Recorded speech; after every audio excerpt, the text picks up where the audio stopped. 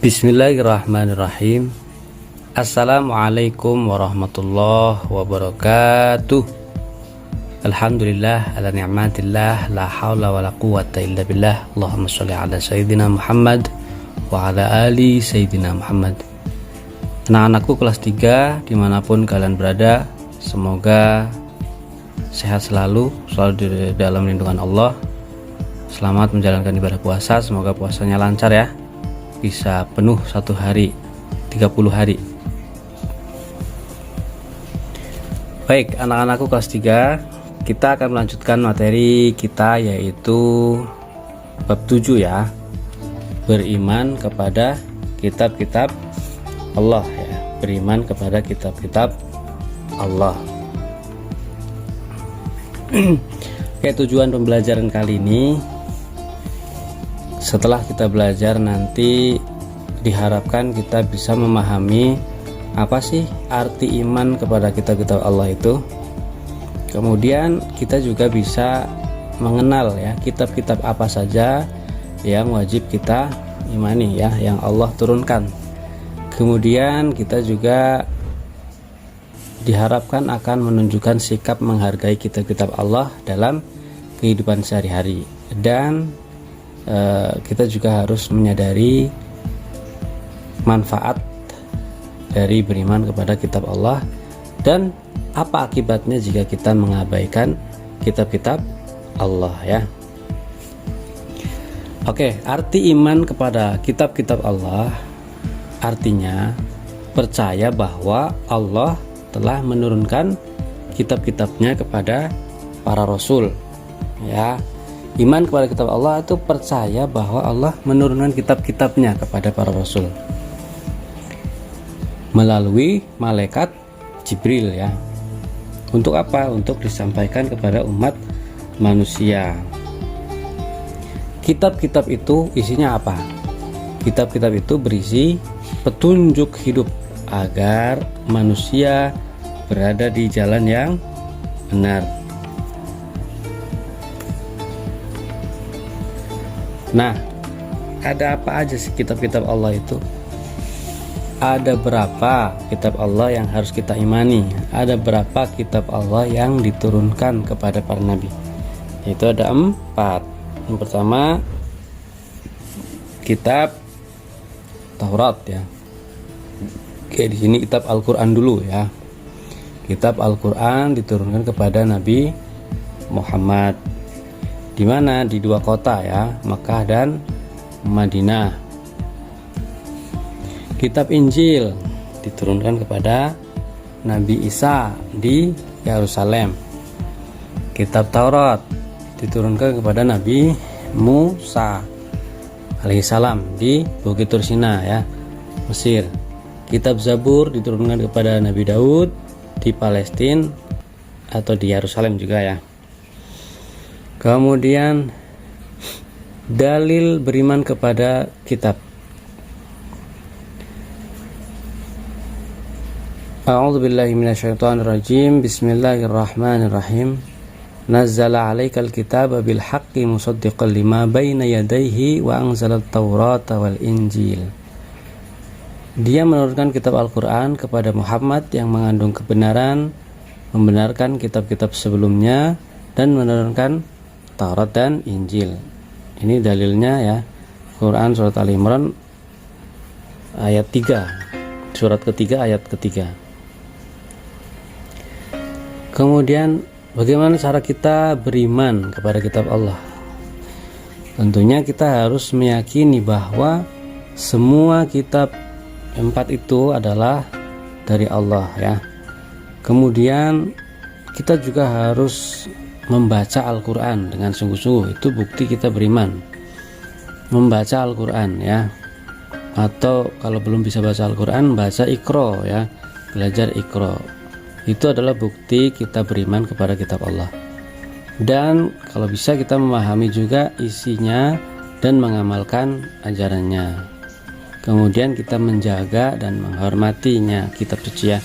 Kalau misal kita melihat ada selembaran Al-Quran di lantai, nah, kita ambil dan taruh di tempat yang lebih tinggi ya, yang bersih tentunya. Ciri-ciri orang yang beriman kepada kitab Allah. Ciri-ciri orang beriman kepada kitab Allah itu ya adalah orang yang rajin membaca Al-Quran, kemudian menjalankan isi kandungan Al-Quran ya.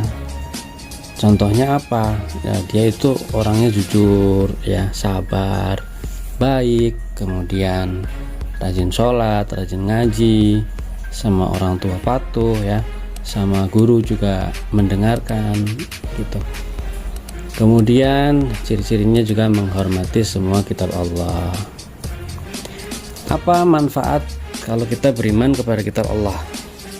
Kalau kita beriman kepada kitab Allah, itu akan memperkuat ketakwaan kepada Allah. Maka kita semakin cinta kepada Allah, semakin dekat. Hati juga menjadi tenang ya. Hidup lebih terarah, menambah ilmu dan wawasan, memperkuat iman, disayang Allah, dan menumbuhkan rasa cinta pada Al-Quran ya. Kemudian apa akibat kalau kita tidak beriman kepada kitab Allah? Kalau kita tidak beriman, maka kita akan mudah tersesat, hidupnya tidak punya tujuan, dianggap orang yang tidak beriman, hatinya sering merasa gelisah dan cenderung sifatnya buruk ya, egois ya, maunya menang sendiri, kemudian sama orang tua suka membantah itu ya. Maka kalau seperti itu itu namanya anak durhaka ya, akan mendapatkan azab dari Allah Subhanahu wa ta'ala. Oke, selanjutnya isi ya dari kitab-kitab Allah. Kitab Al-Quran berisi tentang akidah, hukum, syariat, dan muamalat ya, hukum-hukum syariat ya. Makanya kalau kita sering membaca Al-Quran dan memahami isinya, maka akan menambah wawasan kita ya. Kemudian kitab Al-Quran itu diturunkan pada abad ke-6 Masehi ya, di dua kota tentunya, Mekah dan Madinah, selama 22 tahun 2 bulan dan 22 hari ya. Dalil Al-Quran akan dijaga langsung oleh Allah. Jadi kitab yang masih ada satu-satunya yaitu kitab Al-Quran ya, yang akan dijaga oleh Allah hingga hari kiamat nanti, tidak bisa dipalsukan ya. Apa dalilnya? Dalam Al-Quran surat Al-Hijr ayat 9, inna nahnu nazzalna dzikra wa inna lahu lahafidhun.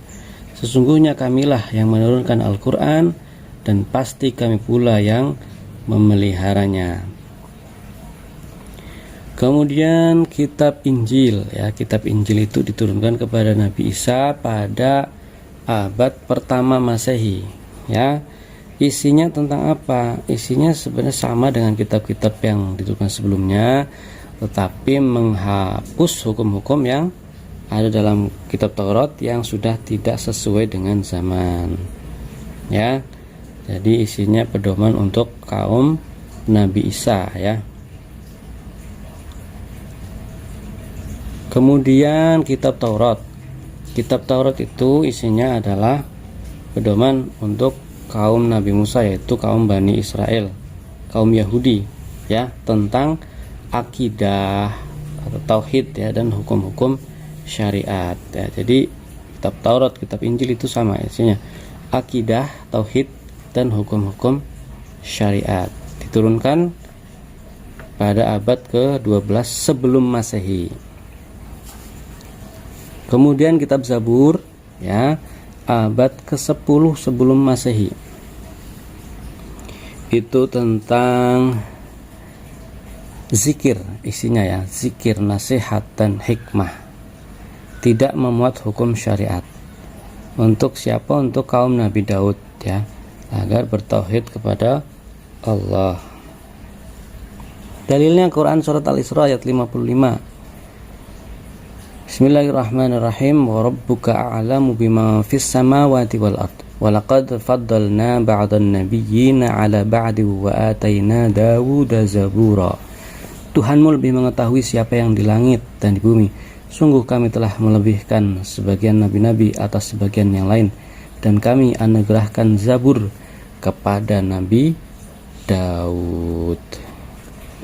Terima kasih ya pembahasan kali ini. Mudah-mudahan bermanfaat. Billahi taufiq wal hidayah.